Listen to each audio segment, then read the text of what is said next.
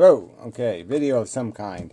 Yes, probably. Anyway, yeah, I did read. I did finish Jim Crawford's book, um, Confessions of an Anti-Natalist. Anyway, yeah, it was really interesting. Little pieces.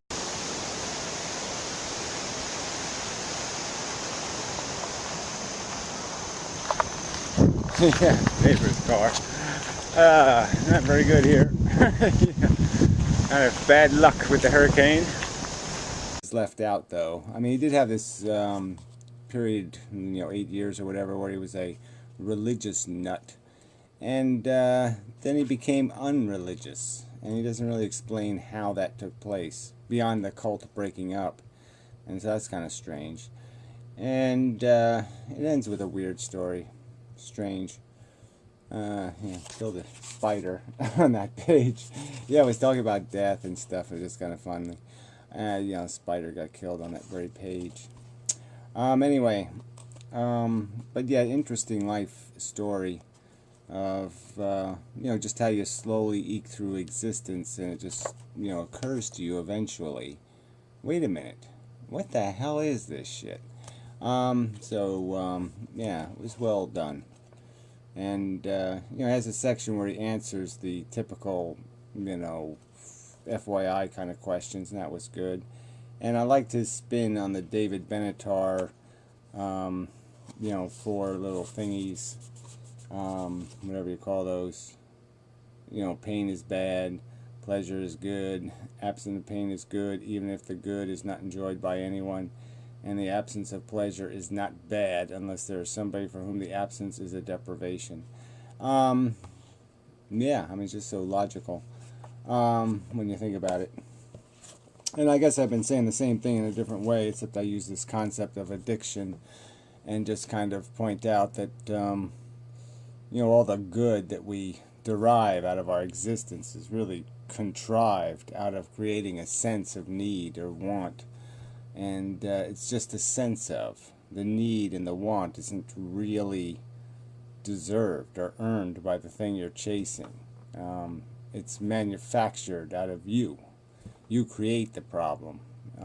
It isn't there inherently. But it's so profound, it's so weighty in your mind that you make it like it's something that's going to be missed somehow.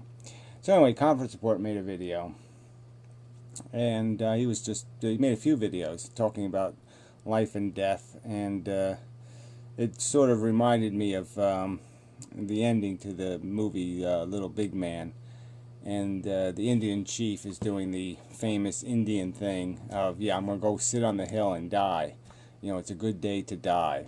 And so he goes out and he's sitting there, and they're just sitting there, and he's just doing his Indian mumbo jumbo thing, and you're expecting him to die, and it starts raining, and you can see his eyes move, so he's like not dead. And so they just give up and go back to the teepee and have some possum or something.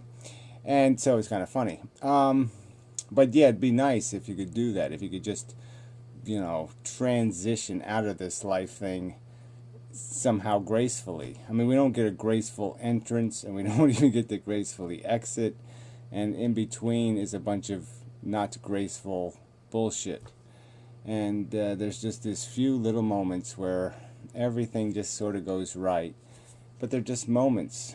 And as life gets more complicated, or if you're in circumstances that make life complicated, like you're homeless or something, then I guess those moments probably get even rarer, and they get made out of almost nothing. Like you're happy because it's not freezing. The rain isn't terribly cold. These little graces, silly word, these little kindnesses of chance that make it, a little bit less bad. And that's all we're doing, really. We're just looking at it as if, well, it could be worse. It could be worse. It could be... And we're always doing that shit. And just to keep puffing up what we have, which is shit. And certainly shit based on some vision of a utopia, and even that vision has you have a hard time filling in the details. And I guess that's why, in all the holy books, heaven's not very well defined.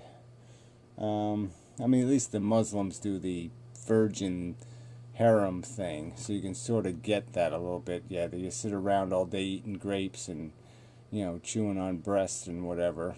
And that, yeah, maybe that's pretty good. But you figure there's still something, real life gets in the way somewhere there. You still gotta go to the outhouse. There's still something to tarnish the perfection of it all. Uh, yeah. So where am I going with this?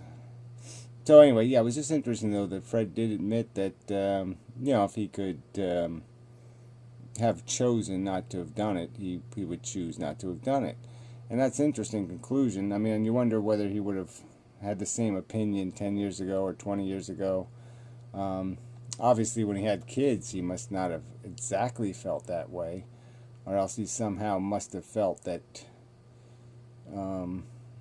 his life was exceptionally something to, and that these new lives weren't going to be in the same jeopardy he was in, or to have the same liability, or the same complexity, or the same troubledness.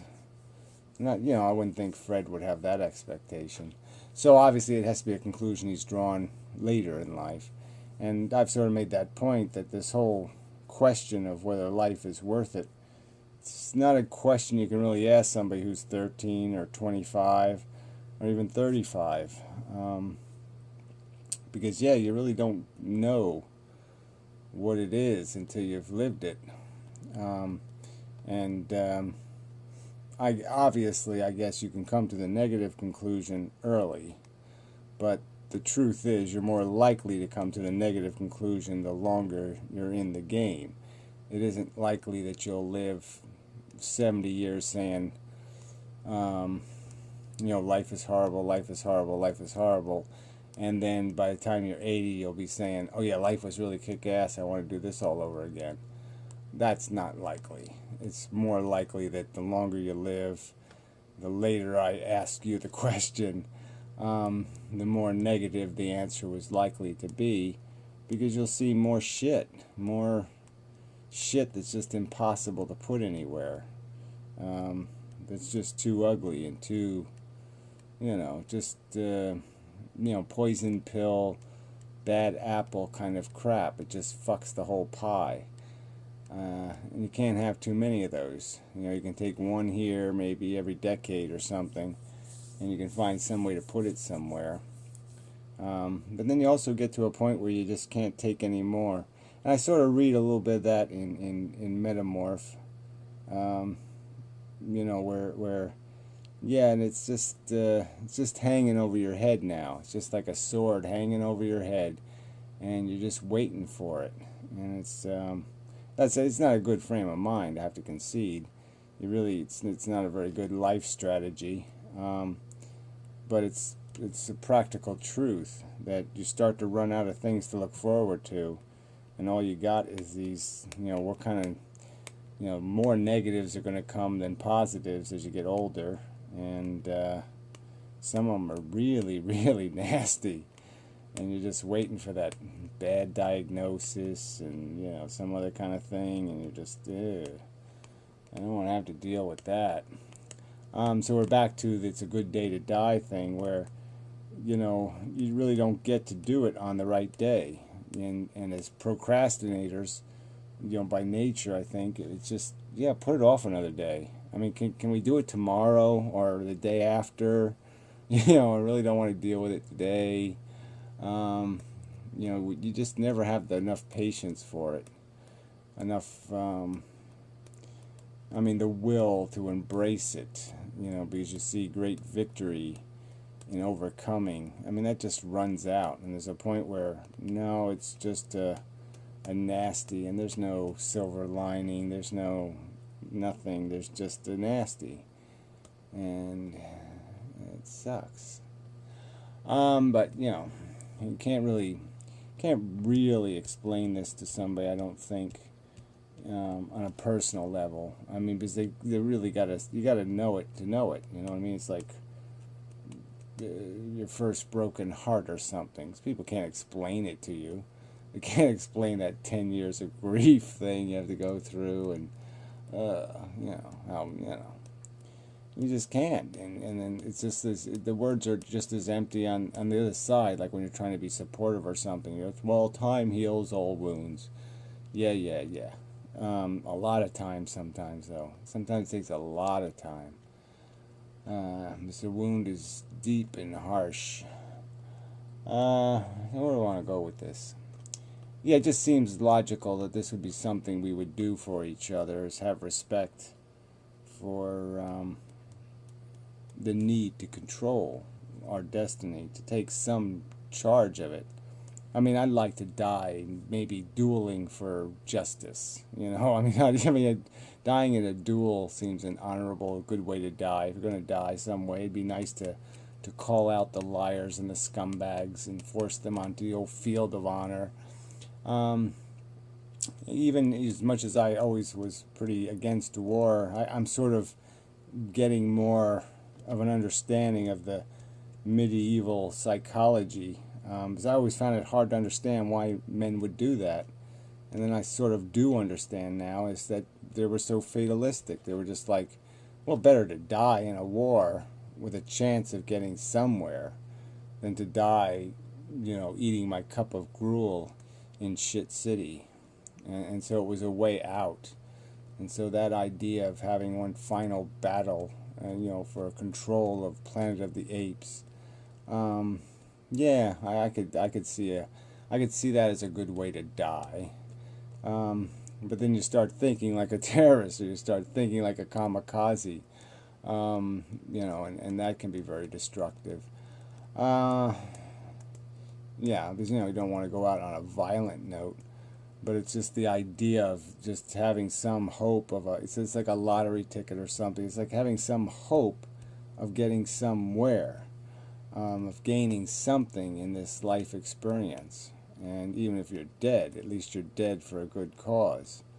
But to die for no cause, and to die sloppy for no reason, that just seems... That's just that's just fail. I mean, there's no other word for that. That's failure. So that sucks. But yeah, I mean, it just doesn't make any sense. I mean, the lack of empathy, the lack of, all for this religion, just to defend the idea of a social club, to defend the reputation of the religious fucktard.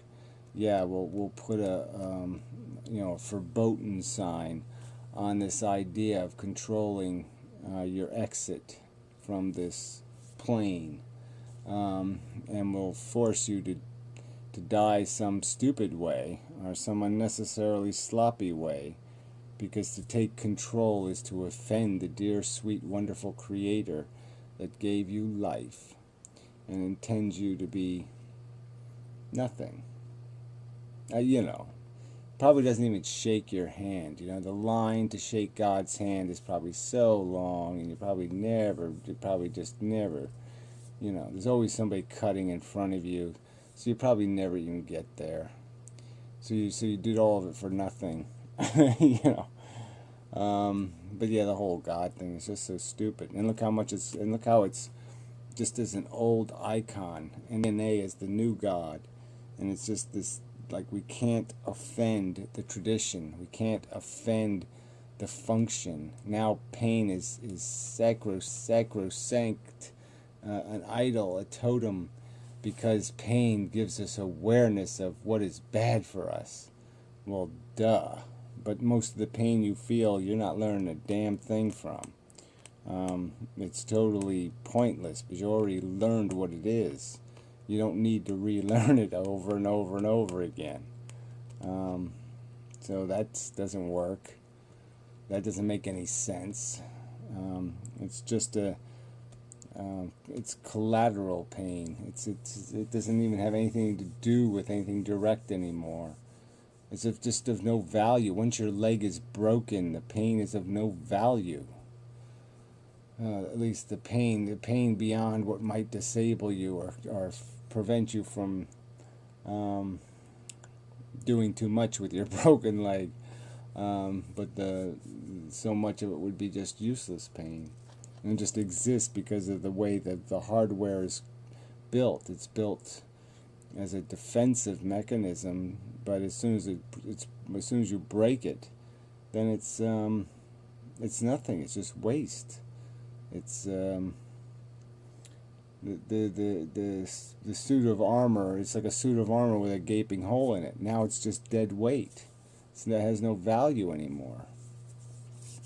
It's lost its function. It doesn't have value. So anyway, that's probably enough of a video. So some more background-y stuff, I guess. I don't know if I have much hurricane-y stuff left. So whatever junk I got left, I'll throw in there, and that'll be it. And such. And, yeah, tired. Yeah, so that's enough of a video.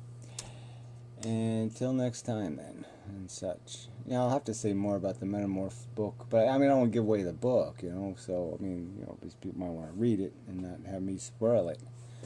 I do tend to spoil things. But yeah, the last story, the epilogue thingy, I didn't really get, so I have to explain that. He's sort of implying that he had a neighbor who ate the rest of the neighborhood, ate the neighborhood kids and fed them to the rest of the neighborhood. But it's, you know, I don't think he has evidence to support that, but I don't know. Anyway, so yeah, it just wasn't a great ending to the book. I mean, you know, yeah, it's too many loose ends there. Anyway, so till the next time and such.